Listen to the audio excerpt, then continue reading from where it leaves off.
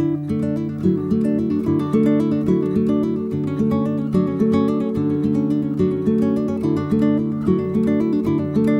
I'm Imran Mirza. I live here in Hyderabad with my wife and two daughters, Sania and Anam. We've lived here a long time. I belong to this city.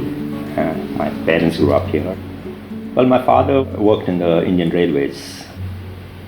I started off my career as a printer, and I was into printing for almost 15 or 20 years. And after my marriage, it was my wife who took over the printing press while I got into construction. I remember my grandmother was one of a very, very strong lady, and my mother too. In the 60s and the 70s, when women were really not breaking out, that's the time when she would thrive. She was a working woman. She taught in a school. I have a sister who is an architect, and she's actually better qualified than I am. My father made it very clear at that point that there was never ever any difference between the way we were treated as brothers or sisters, and I think that played an important role in developing the kind of psyche that I have today. In fact, I don't think I've ever felt any kind of pressure to have a boy as a son. Or in the last 30 years that we've been married, me and my wife have never ever talked about the fact that we had two girls or that there was any need for a boy. And I think that's very, very old-fashioned. The kids are friends to me. Each one has their own areas of interest, and we let them be. The careers they have chosen are totally things that they have decided upon themselves. I have always loved sport from the time I can't think of life without sport. I played a little bit of tennis and played a bit of cricket as well. Sport has been very much a part of our lives, and I think that probably transcended into Sania getting into tennis. It was a very normal thing for everyone in the house to try and attempt to play some game. I'm sure a lot of you have already heard of Sania Mirza. That's my elder daughter. She's the #1 player in the world in doubles. She had a ranking of 27 in the world in singles, which I think was phenomenal.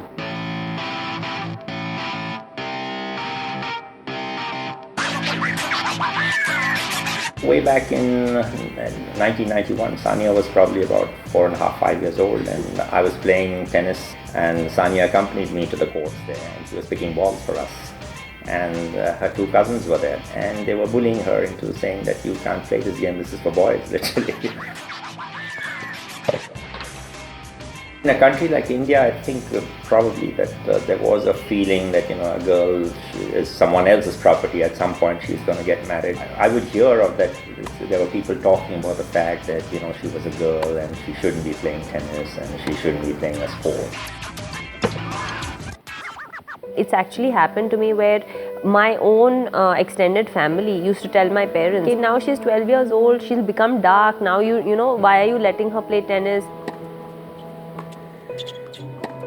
Probably that's where we were a little bit different, because I know there are families where they wouldn't put in this kind of time and effort if it was a girl, and they might have done that for a boy. All my other friends, they slowly kept dropping out of others who used to play tennis because their parents said, no, you need to get a 85, you need to get a 90, and I used to feel, wow, my parents never say that. I was never told by anyone in my house that I'm not going to be able to do something because I'm a girl, and I'm not going to be able to follow my dream. It's not just about ill-treating a woman, it's not just the extreme stuff. Gender issues are everywhere in the world. As a WTA, as a Women's Tennis Association, we have to fight for equal prize money till today. I won Wimbledon last year and I came back, and I was asked straight away 2 days later that, when do I plan to have kids? I've been married for 6 years. That for me is a very big discrimination. There is a conditioning of where people feel that if you're a girl, then you're going to learn how to cook and you're going to get married and then you're going to have a kid and then your life is complete. To make the situation better, it doesn't happen if I alone do it or you alone do it or my dad alone does it. It happens when there's a movement, there's a change in thinking, and that's a cultural change that needs to come. Being recognized as Sania Mirza's father is one of the greatest thrills of my life.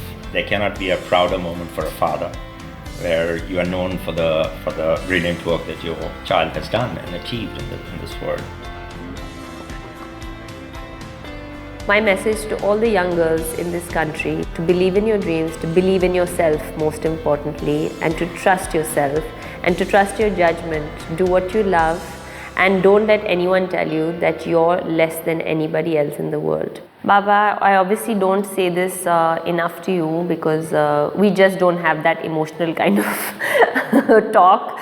But I want to tell you thank you very much for being the person that you are and the father that you are, but most importantly the friend that you've become. Thank you very much for being my Baba, and I love you.